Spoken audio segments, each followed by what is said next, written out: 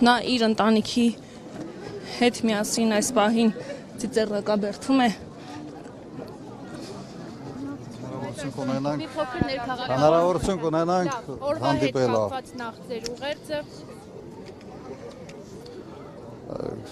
Գիտեք, ուղերձ ես կապեմ միգուցե վերջի այս մի քանի տարվա հետ հաստորեն կրել ենք ծանր պարտություն պատերազմի ժամանակ եւ այս իշխանությունը այդ պարտությունը անընդհատ շարունակաբար մի process-ի է վերածել։ Անընդհատ շարունակաբար ավելի քան 4 տարի մենք գտնվում ենք այդ շրջանում։ Անընդհատ ինչ որ բան զիջել, բան տալ, բանից հրաժարվել, ուղղակի մաշեցնող մի երևույթ է մեր ժողովրդի համար։ Իսկապես շատ ծանր եւ մաշեցնող։ Եվ միգուցե նաեւ այս ֆոնի վրա ցեղասպանության ուրացումը շատ ավելի ծանր ընկալում է ստանում շատերի մոտ։ Պարոն Քոչարյան, երեկ Արթուր Հովհաննիսյանը ազգային ժողովում ճեպասույցների ժամանակ ցեղասպանությանն եմ անդրադառնում։ Ասեց մոտիկ չգաք ցեղասպանության թեմային ու չփորձեք դիվիդենտներ շահել։ Մեր արձագանքը, այսինքն իրենց արձագանքը շատ խիստ է լինելու։ Ինչու համար չգաք ցեղասպանության միջազգային ճանաչման հարցը օրակարգից դուրս բերելու, ինչպես նաև սակարկման համար։ Լուրջ։ Ես պիտի այդ հիմարությունը բարձաբանեմ։ Կարծում եմ Հայաստանի արտաքին քաղաքականության օրակարգի մեջ մտցնող հենց ես եմ եղել եւ իմ ժամանակաշրջանում ամենից մեծ քանակով երկրներ են ճանաչել հայոց ցեղասպանությունը։ Եվ երբ որ գիտեք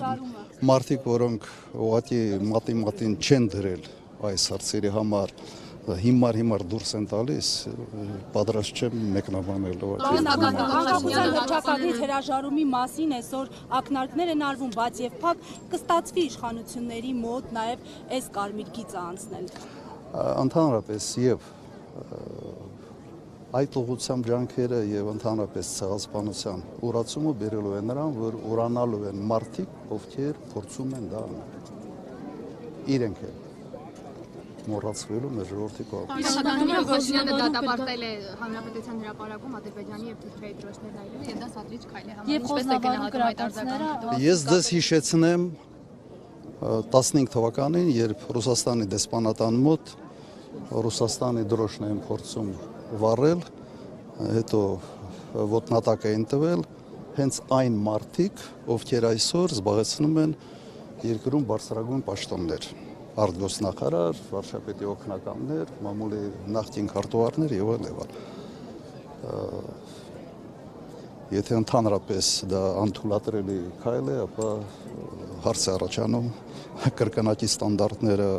Ռուսաստանի նկատմամբ եւ Թուրքիայի նկատմամբ կիրառել են թե ոչ։ Ուղղակի ամոթ է այդ թեմայի շուրջ ընդհանրապես իրենք գոնե իրավունք չունեն խոսալու։ Խոսնավարում կրակոցները Նիկոլ Փաշինյանը կապել էր հենց դրոշների այրման հետ։ Այդ կրակոցները թշնամու մեկ ամիսա պատրաստվում են, հա, այդ որ դրոշերը պիտի այրվեն եւ մեկ ամիս նախապատրաստական կրակոցներ էին, հա, իրականացնում այդ լավ աբսուրդների դաշտ չմտնենք էլի։ Պարոն նախագահ, երկակի ստանդարտների մասին խոսեցիք, երկակի ընկալումներ կա նոյեմբերի 9-ի փաստաթղթի շուրջ։ Ինչ տեսակետ ունեք այս փաստաթղթի առնչությամբ, ինչ պիտի արվի դրա հետ։ Մի քիչ շատ խորացանք, ես ձեզ խոստանում եմ եւս մեկ Այսօր Սերժ Սարգսյանը կանեմ կամ կհանդիպեմ լրագրողների հետ եւ բոլոր այդ հարցերի պատասխանները կտամ։ Դա արդեն մտնում ենք ավելի շատ ներքաղաքականի մեջ։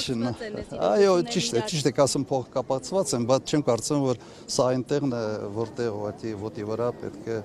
փորձել բոլոր հարցերը շոշափել։ Պարոն Քոչարյան, այսօր Սերժ Սարգսյանը մեկ հարցել այստեղ ասեց, որ ՀԿ-ն ունի ծրագիր Փաշինյանին փողոցի միջոցով հեռացնելու։ Շնորհակալություն։ Ունեք ծրագիր։ Շնորհակալություն։